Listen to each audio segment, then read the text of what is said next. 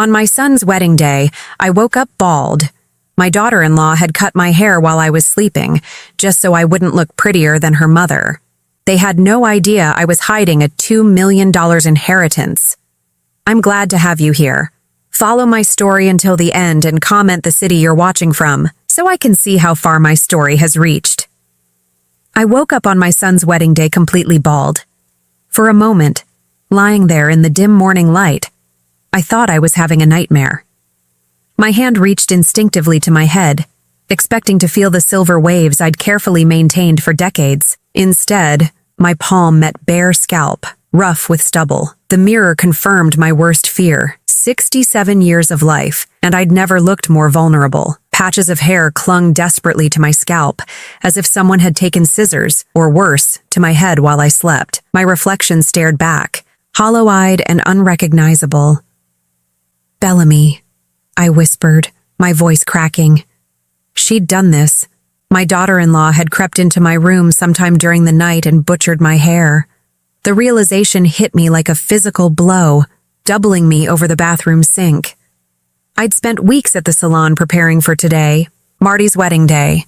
The highlight treatment, the careful styling, the anticipation of finally feeling beautiful again after years of letting myself fade into the background. All destroyed in one malicious act. My hands shook as I reached for my phone. "Marty, I need you to come over immediately." "Mom, it's 6 in the morning. The wedding isn't until—" "Your wife cut my hair off." The words came out broken, barely audible. Silence stretched between us. When he finally spoke, his voice carried that familiar edge of annoyance I'd grown to dread. "What are you talking about?" "She came into my room last night.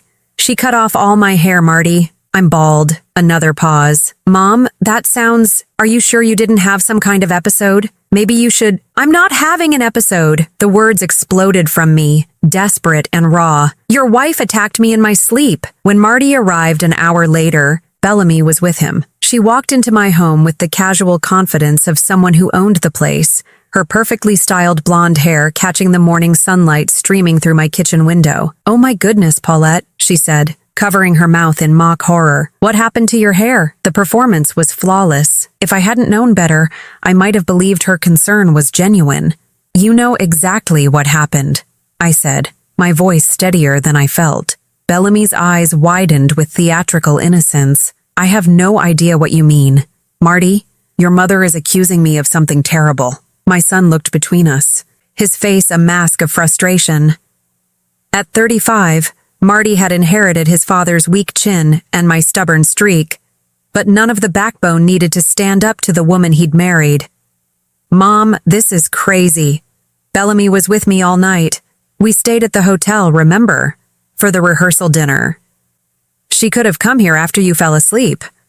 Why would she do something like that?" Marty's voice carried the patronizing tone he'd developed over the past 3 years, ever since Bellamy had wrapped her perfectly manicured claws around him. I looked at my daughter-in-law, searching for any crack in her performance. "Because your mother-in-law didn't want me looking better than Winifred today." Bellamy gasped, pressing her hand to her chest.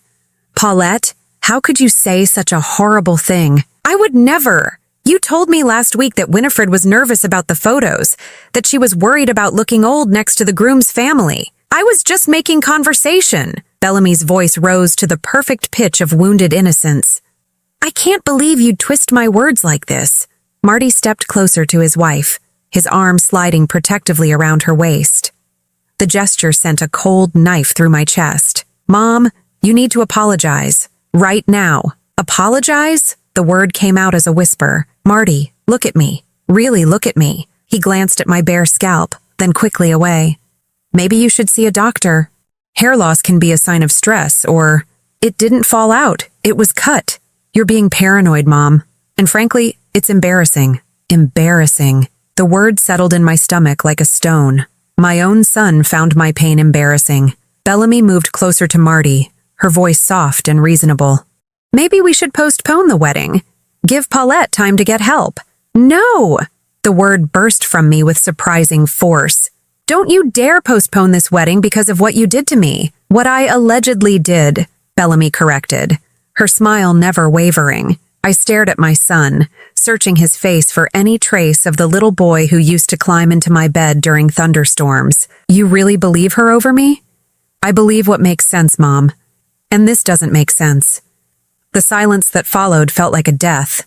Standing there in my own kitchen, looking at my bald reflection in the toaster, I realized something had fundamentally shifted.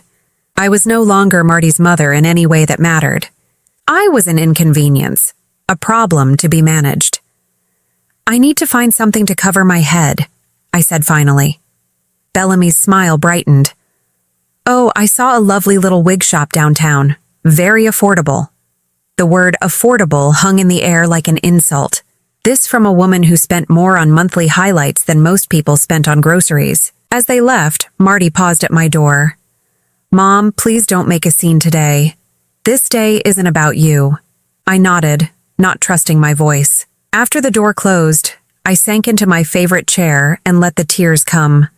Hot, angry tears that had been building for 3 years. This day wasn't about me. Apparently, no day was about me anymore. The cheap wig itched terribly, but it was better than the alternative. I'd driven to 3 different stores before finding something that didn't make me look like a Halloween costume. Even so, the synthetic auburn hair felt foreign and obvious under the chapel lights. Sitting in the 3rd row, not the 1st, as the mother of the groom should, I watched Winifred hold court in the front row. Her silver hair was professionally styled, her navy dress perfectly tailored. She looked elegant, distinguished, everything I should have looked like on my son's wedding day. Doesn't Winifred look wonderful? The woman next to me whispered. So refined. I nodded and smiled, the way I'd been trained to do for the past 3 years. Always smile, always agree, never make waves. The truth was, this humiliation had been building since the day Marty announced his engagement. I just hadn't wanted to see it. I remembered that first dinner when Bellamy brought her parents to meet me. I'd spent 2 days preparing, cleaning my modest home until it sparkled, cooking Marty's favorite meal. When they arrived, Winifred had walked through my living room like she was touring a museum of poverty. How quaint, she'd said, examining my handmade curtains. It's so nice when people make do with what they have. Bellamy had laughed, that tinkling sound that set my teeth on edge. Mom, not everyone can afford a decorator. Even then, Marty had said nothing. He'd just sat there eating my pot roast. While his future in-laws cataloged everything I lacked. The secret they didn't know.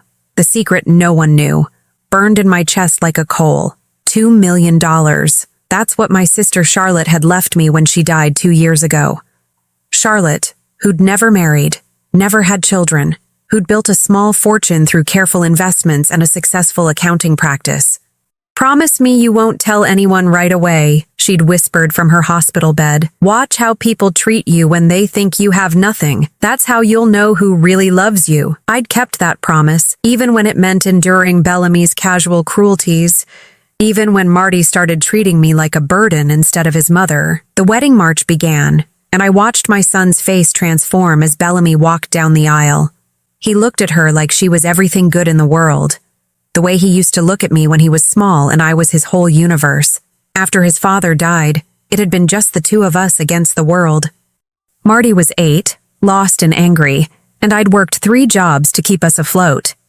Night cleaning at the office building, weekend catering gigs, and data entry during the day while he was at school. Every penny went toward his future. Piano lessons, summer camps, college funds. You're the best mom in the world, he used to tell me when I'd crawl into bed exhausted at midnight. Only to wake up 4 hours later to do it all again. But somewhere along the way, I'd stopped being the best mom in the world. I'd become the embarrassing mom who worked too much, who couldn't afford the nice things other parents provided, who showed up to school events in my uniform from whatever job I'd rushed from. She means well, I'd heard him tell a friend once during high school. She just doesn't really understand how things work. That had stung, but I'd told myself it was normal teenage embarrassment. He'd grown out of it. He never did. Now, watching him promise to love and cherish Bellamy, I wondered when exactly I'd lost him. Was it when I couldn't afford the senior trip to Europe? When I had to ask him to get a job to help with college expenses? When I chose practical Christmas gifts over the expensive gadgets his friends received? Or was it simply that I'd loved him too much, sacrificed too much until I'd erased myself completely? The bride looks absolutely radiant, Winifred announced loudly enough for several rows to hear. We're so blessed to have such a perfect daughter. The pointed emphasis on perfect daughter wasn't lost on me, or anyone else for that matter. During the reception, I found myself relegated to a table in the back, seated with distant cousins and family friends I barely knew. Bellamy had insisted on the seating arrangement, claiming it would be more comfortable for me to be with people my own age. The people my own age turned out to be lovely, actually. Margaret, Marty's third-grade teacher, remembered how proud I'd been at every school event. You never missed anything, she said warmly. Rain or shine, you were always there cheering him on. That was a long time ago, I said, watching Marty dance with his new wife. Not so long, Margaret replied. I remember you working double shifts and still showing up to a science fair. That's real love. But real love, I was learning, didn't guarantee anything. It certainly didn't guarantee respect. When the speeches began, Marty thanked Bellamy's parents effusively. He talked about Winifred's wisdom and guidance, about how welcomed they'd made him feel in their family. He mentioned his new father-in-law's business advice and generous spirit. He never mentioned me. Not once in his entire speech did my son acknowledge the woman who'd raised him alone, who'd sacrificed everything for his happiness, who'd driven here today wearing a cheap wig because his wife had destroyed the one vanity I'd allowed myself. The applause died down, and I excused myself to the bathroom. In the mirror, my fake hair looked even more obvious under the harsh fluorescent lights. The woman staring back at me was a stranger, defeated, invisible, forgotten. But as I adjusted the wig, something else stared back at me from the mirror, something I hadn't seen in years. Anger. Pure, clean anger that cut through the hurt like a blade. I had $2 million sitting in a bank account that no one knew about. I had choices they couldn't even imagine. And for the first time in 3 years, I was ready to start making them. The question was no longer whether my family loved me. The question was whether I was finally ready to stop begging them to. The moment came during the cake cutting. I was standing near the dessert table, trying to blend into the background, when Bellamy's laughter rang out above the crowd. She was holding court near the head table, regaling a group of wedding guests with what appeared to be a hilarious story. "Oh, you should have seen her this morning," Bellamy was saying, her voice carrying that particular tone that made my skin crawl. "Marty's poor mother was convinced I'd snuck into her house and cut off all her hair while she slept." The group erupted in laughter. Someone gasped. "She actually accused you? Can you imagine?" Bellamy continued, placing her hand over her heart in mock distress. "The poor thing is getting so paranoid. We're really worried about her mental state." I felt the blood drain from my face. She was telling them. She was actually standing there, in front of wedding guests, making me sound like a delusional old woman. "Age can be so cruel," Winifred chimed in, shaking her perfectly coiffed head. "Some people just can't handle getting older gracefully." "Exactly," Bellamy said, her voice dripping with false sympathy. "We've been trying to be patient, but honestly, it's becoming a real burden on Marty. He's too sweet to say anything, but I can see how much stress his mother's behavior is causing him." Margaret, who'd been standing near me, gasped softly. "That's terrible," she whispered. "How can she say such things?" But I was frozen, watching my son's new wife systematically destroy my reputation in front of people I'd known for years. People who'd watched me raise Marty, who knew the sacrifices I'd made, were now hearing that I was a paranoid burden. "We've actually been discussing it," Bellamy continued, lowering her voice to a conspiratorial whisper that somehow carried even further. "We think it might be time for Paulette to consider assisted living. Somewhere she can get the care she needs. Assisted living." The words hit me like a slap. "That's probably for the best," someone replied. "My aunt went through the same thing. Started making wild accusations, forgetting things. It was so hard on the family." I couldn't breathe. This woman, this cruel, calculating woman, was rewriting my entire existence, turning me into a problem that needed to be solved, a burden that needed to be managed. And where was Marty during this character assassination? Laughing with his groomsmen 20 feet away, completely oblivious to the fact that his wife was destroying his mother's dignity one lie at a time. Margaret touched my arm gently. "Paulette, are you all right? You look pale." Before I could answer, Bellamy's voice rose again. "Oh, there she is now. Paulette." She waved me over with that brilliant smile that never reached her eyes. "We were just talking about you." I walked over on legs that felt like water. The group turned to look at me, and I could see it in their faces. Pity mixed with discomfort. They were looking at me the way you look at someone who's lost their mind. "Bellamy was just telling us about your morning," one of the women said gently. "How are you feeling, dear?" The question was loaded with false concern, the tone you'd use with a confused child. These people I'd known for years were now speaking to me like I was fragile, broken. "I'm fine," I managed to say. "Of course you are," Bellamy said, stepping closer and placing her hand on my arm in a gesture that looked supportive but felt possessive. "We're all here for you, Paulette.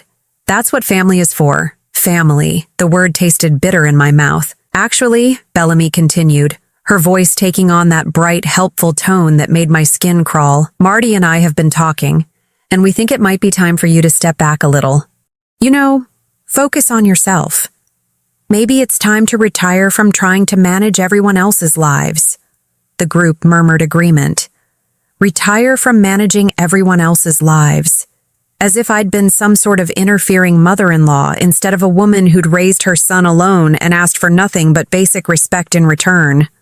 "What exactly are you suggesting?" I asked, my voice barely steady. "Well," Bellamy said, glancing around the group as if seeking support, "we think you should consider finding your own path, your own interests. Maybe it's time to stop depending on Marty for your social life and emotional needs. Depending on Marty." The accusation was so backwards, so completely wrong, that I almost laughed.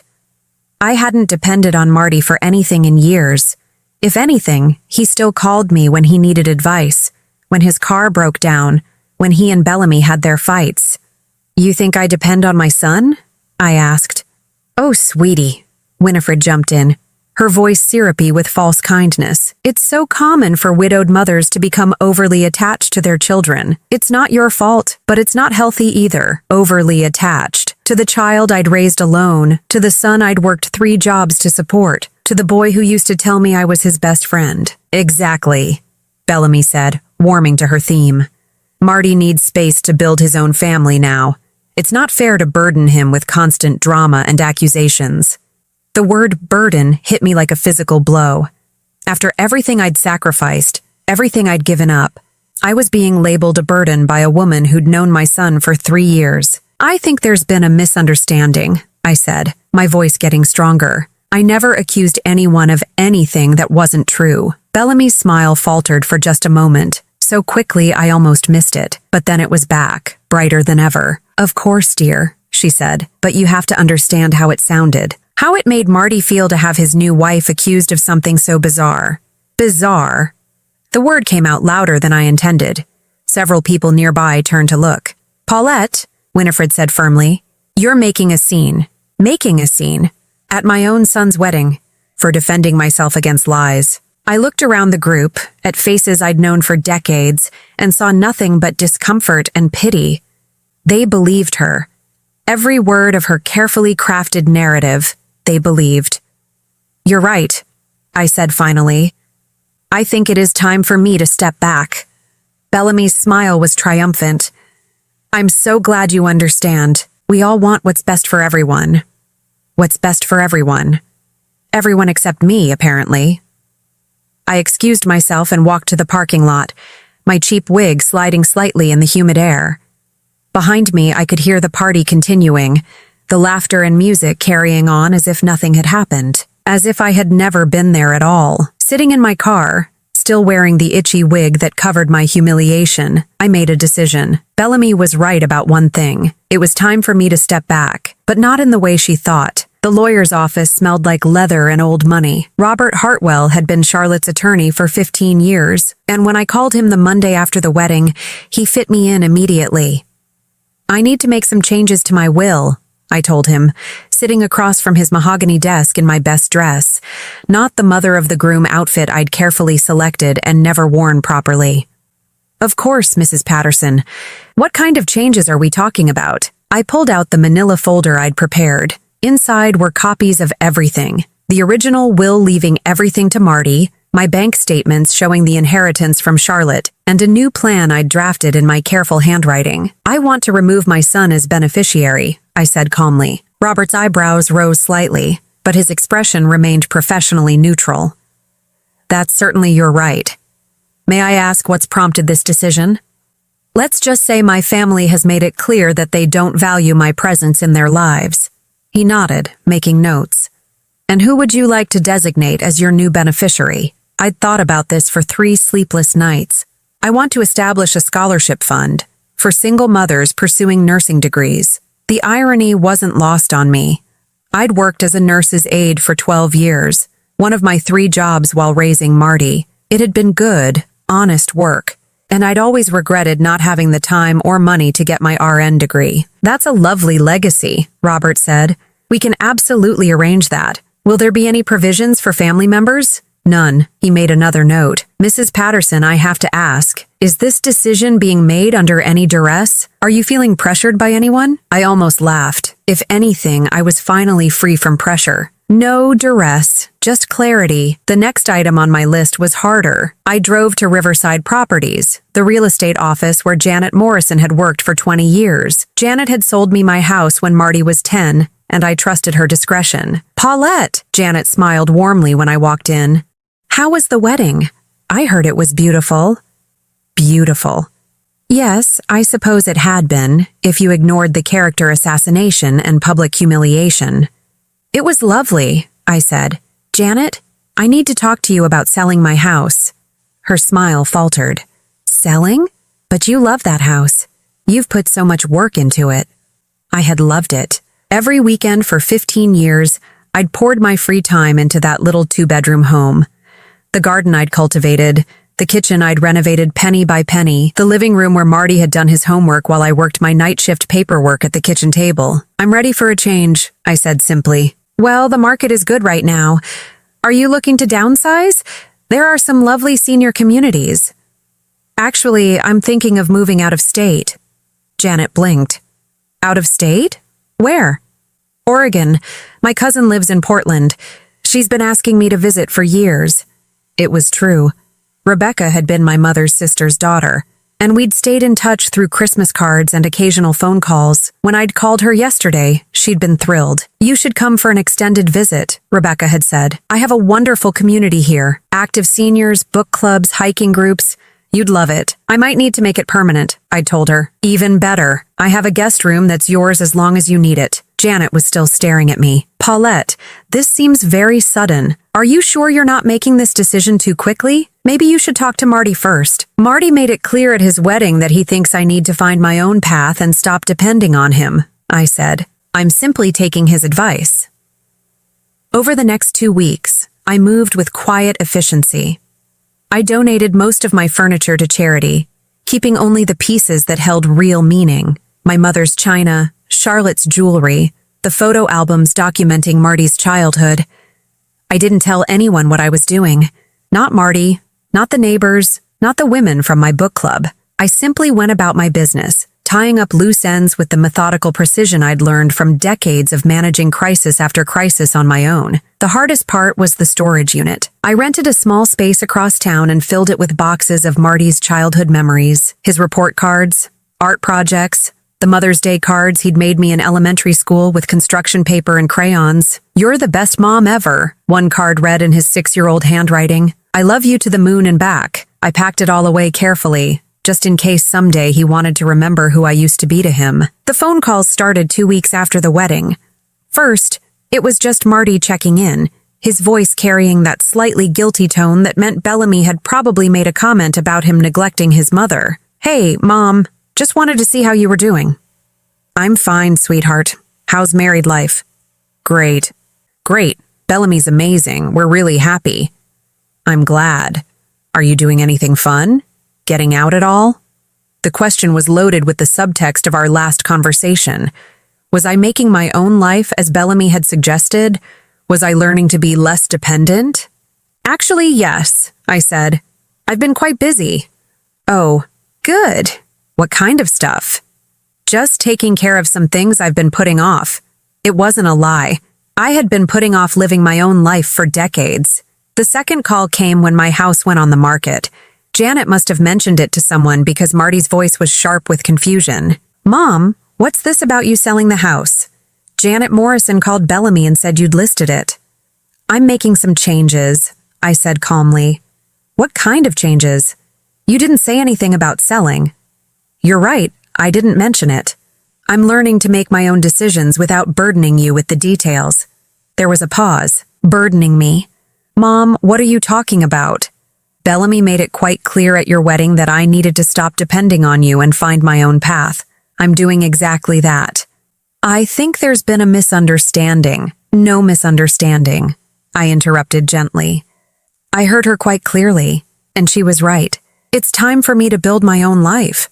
But selling the house seems extreme. "Where are you going to live?" "I have options." Another pause, longer this time. "Mom, you're worrying me. This doesn't sound like you." He was right. This wasn't like me. The old me would have asked his permission, sought his approval, made sure any change in my life fit conveniently into his schedule. But the old me had also believed that love and sacrifice would be rewarded with respect and consideration. The old me had been wrong about a lot of things. "I'm fine, Marty. Better than fine, actually. I'm excited about this new chapter." "New chapter?" "Mom, what aren't you telling me?" "Everything," I thought. "I'm not telling you that your wife is a cruel, manipulative woman. I'm not telling you that your wedding was the most humiliating day of my life. I'm not telling you that I have enough money to disappear forever if I choose to. I'm not telling you anything because you don't need to be burdened with managing my life," I said instead. "Isn't that what you wanted?" The call ended with promises to talk soon, but I could hear the confusion in his voice. Good. Let him wonder. Let him question whether he really knew his mother at all. Because the truth was, I was just beginning to know myself. They showed up on a Thursday morning, 3 weeks after I'd put the house on the market. I was in the kitchen, packing my mother's china into carefully padded boxes, when I heard Marty's key in the front door. He still had a key. Of course he did. I'd given it to him when he turned 16. And somehow it had never occurred to me to ask for it back, even after he'd made it clear I was no longer a priority in his life. "Mom," he called out, "we need to talk." My stomach tightened as I heard Bellamy's voice float through the hallway. "Paulette, where are you?" I dried my hands on the dish towel and walked to the living room, where I found them standing among my packed boxes like invaders surveying conquered territory. Bellamy was dressed in her usual perfection. A cream-colored sweater that probably cost more than my monthly grocery budget, designer jeans, and those ridiculously expensive boots she was always showing off on social media. "Hello, Marty." "Bellamy." I kept my voice neutral. "What brings you by?" "What brings us by?" Marty gestured at the boxes stacked around the room. "Mom, this is insane. You can't just sell your house and disappear without talking to us." "I'm not disappearing. I'm moving." "Where?" Bellamy stepped forward, her tone taking on that concerned sweetness that made my skin crawl. "We're worried about you, Paulette. This kind of impulsive behavior isn't like you." Impulsive. As if I hadn't spent 3 weeks carefully planning every detail. "I'm moving to Portland to be near my cousin Rebecca." Marty frowned. "Rebecca? I barely remember her." "You haven't talked to her in years." "We've stayed in touch more than you know." "But why Portland?" Bellamy asked. "It's so far away. And with your episodes? Don't you think you should stay closer to family?" Episodes. There was that word again, designed to make me sound unstable, unreliable. "I don't have episodes, Bellamy." "Well, no, of course not," she said quickly. "I just meant, the confusion at the wedding, the accusations." Marty shifted uncomfortably. "Mom, about that..."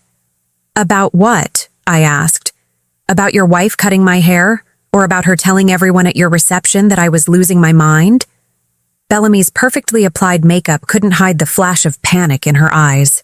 "I never said you were losing your mind. I was concerned about you, that's all." "You told a group of wedding guests that I needed assisted living."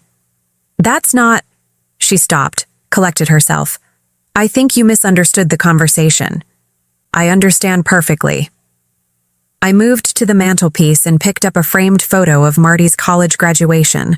"I understand that you see me as a problem to be managed, a burden on your marriage." "Mom, that's not true." Marty said, but his voice lacked conviction. Isn't it?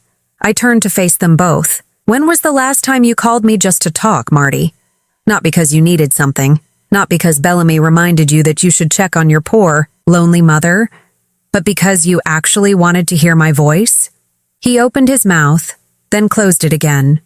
Exactly. I set the photo in a box.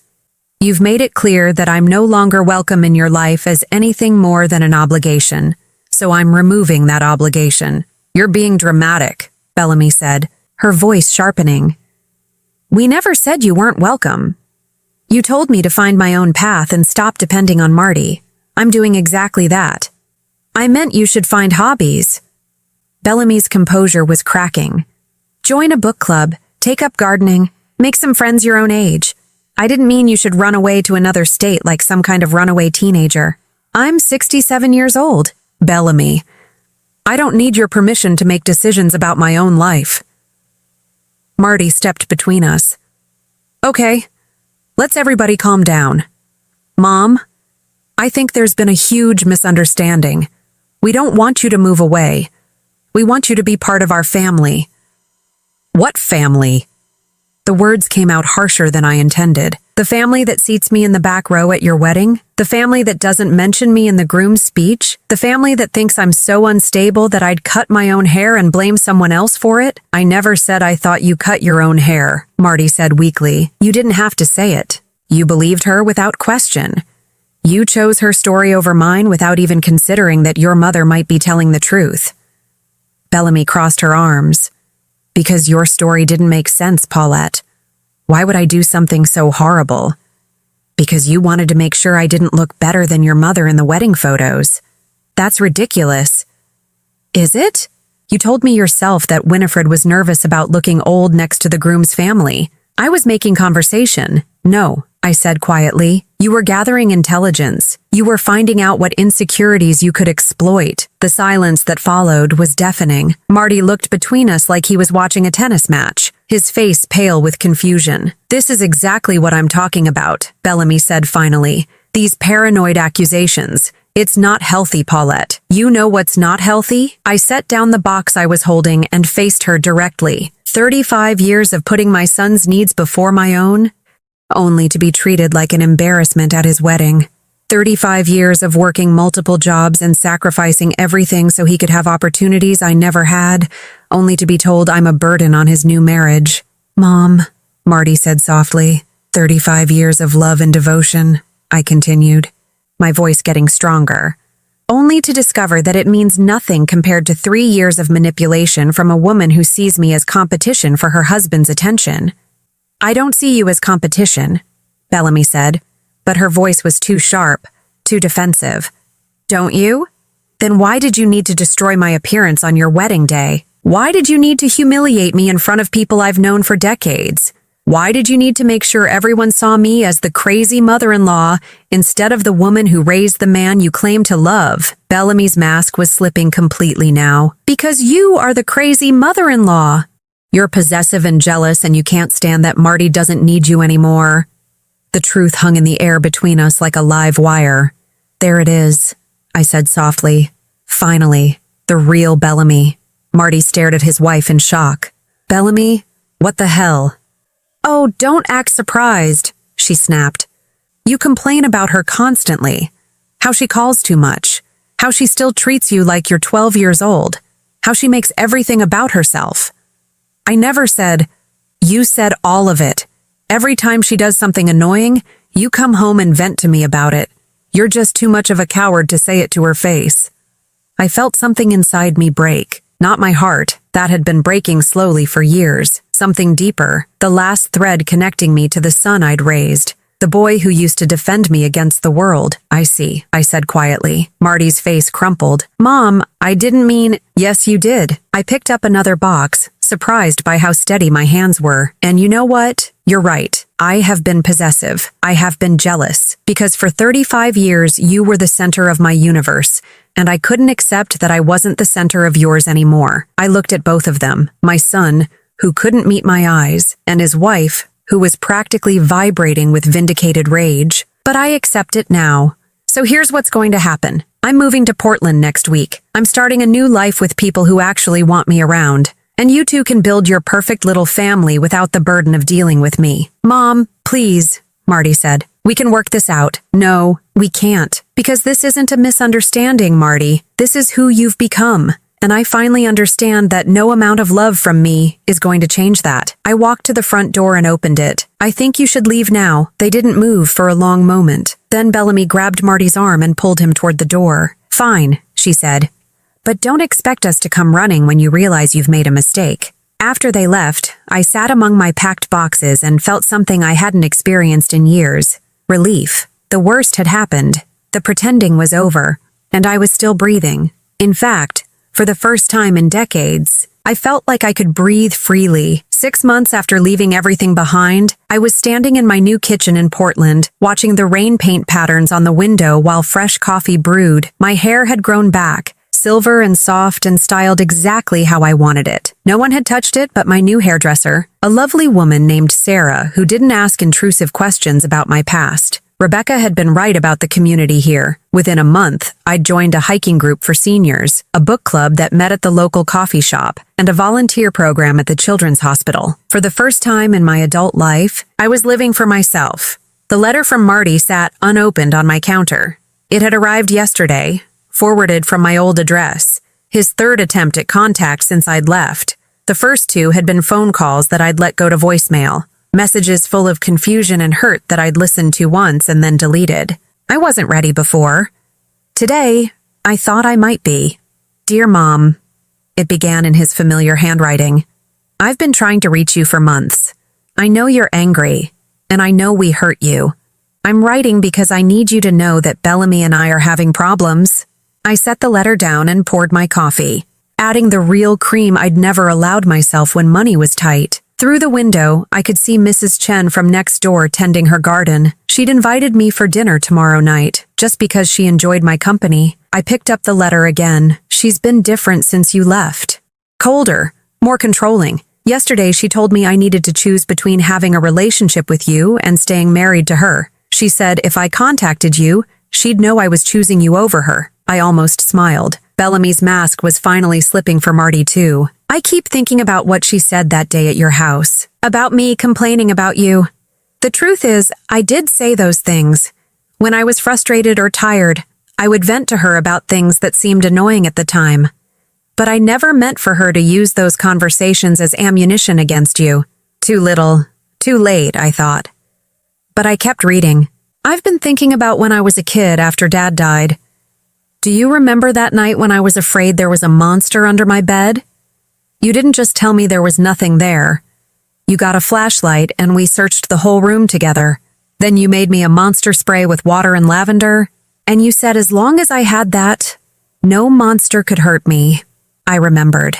He'd been 8 years old and so brave, trying not to cry while we searched every corner of his room. I realized something, Mom. You were my monster spray for 18 years. Every time the world felt scary or unfair, you made it safe again. And instead of being grateful, I grew up resenting you for it. I thought it meant I was weak, that I needed protecting. I didn't understand that it meant I was loved. The words blurred as tears filled my eyes, but I kept reading. Bellamy never had that. Her parents were cold, distant. She doesn't understand what we had, so she saw it as something unhealthy. And I was stupid enough to believe her. I walked to the living room and sat in my new favorite chair, a soft blue recliner I'd bought because I liked it, not because it matched anything else. The afternoon light was fading, and I could hear Rebecca in her garden next door, humming while she worked. I miss you, Mom, not just because things are falling apart with Bellamy, but because I finally understand what I lost when I chose to believe her over you. I lost the one person who loved me unconditionally. The one person who always saw the best in me, even when I didn't deserve it. The phone rang, interrupting my reading. Rebecca's number showed on the caller ID. Paulette, dear, are you free for dinner tonight instead of tomorrow? My nephew is visiting from Seattle, and I thought you might enjoy meeting him. He's a widower, about your age, loves to read. I smiled. Rebecca had been trying to set me up with various eligible men since I'd arrived, convinced that I needed romance to complete my new life. She didn't understand that after decades of defining myself through other people's needs, I was enjoying the luxury of answering only to myself. "That sounds lovely," I said, surprising myself. "What time?" After hanging up, I returned to Marty's letter. "I know I have no right to ask for your forgiveness. I know I don't deserve it. But I'm asking anyway, because I can't stand the thought of living the rest of my life without my mother." I folded the letter carefully and set it aside. Then I walked to my desk and pulled out a piece of my own stationery, cream-colored paper with my new address embossed at the top. "Dear Marty," I wrote, "thank you for your letter. It means more than you know to hear you acknowledge the mistakes that were made." I paused, thinking about what I wanted to say, how much I was willing to reveal. "I need you to understand something. I didn't leave because I stopped loving you. I left because loving you was destroying me. For too many years, I made you the center of my universe while I disappeared into the background. That wasn't healthy for either of us." The words flowed easier than I'd expected. "I've built a new life here. I have friends who value my company, activities that bring me joy, and for the first time in decades, I'm living for myself. I won't give that up, even for you." I thought about mentioning the money, the inheritance that had made this new life possible, but some secrets were still worth keeping. "If you want to rebuild our relationship, it will have to be on different terms. I won't be the mother who sacrifices everything for her child's happiness. I won't be the grandmother who babysits whenever you need a break, or the emergency contact who drops everything when you call." Outside, the rain had stopped, and the evening light was turning everything golden. "But if you want a mother who's found her own strength, who can offer love without losing herself in the process, then perhaps we can find a way forward." I sealed the letter and set it by my purse to mail tomorrow. Then I went to get ready for dinner with Rebecca and her nephew. At the restaurant, I found myself sitting across from David, a retired teacher with kind eyes and an easy laugh.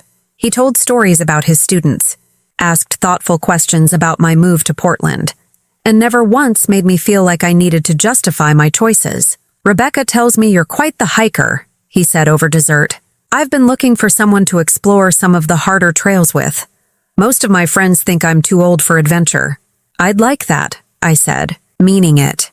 "I'm just discovering that I'm braver than I thought." Walking home later, I felt a lightness I hadn't experienced since I was young. The weight of other people's expectations, other people's needs, other people's disappointments, all of it was gone. My phone buzzed with a text message. For a moment, I thought it might be Marty, but it was from Sarah at the hiking group. "Trail conditions are perfect for tomorrow's hike. Can't wait to see you there." I typed back quickly, "Wouldn't miss it for the world." And I meant it. This world I'd built, this life I'd claimed, I wouldn't miss a moment of it. Back in my quiet house, I made a cup of tea and sat in my blue chair, looking out at the city lights. Somewhere across the country, Marty was probably reading my letter, trying to understand the woman who had replaced the mother he thought he knew. I hoped he would understand eventually. I hoped he would find the courage to build a life based on his own choices rather than someone else's manipulations. But whether he did or not, I would be fine. For the first time in my life, I was enough for myself. And that, I realized, was the most powerful discovery of all. Now I'm curious about you who listened to my story. What would you do if you were in my place? Have you ever been through something similar? Comment below. And meanwhile, I'm leaving on the final screen 2 other stories that are channel favorites, and they will definitely surprise you. Thank you for watching until here.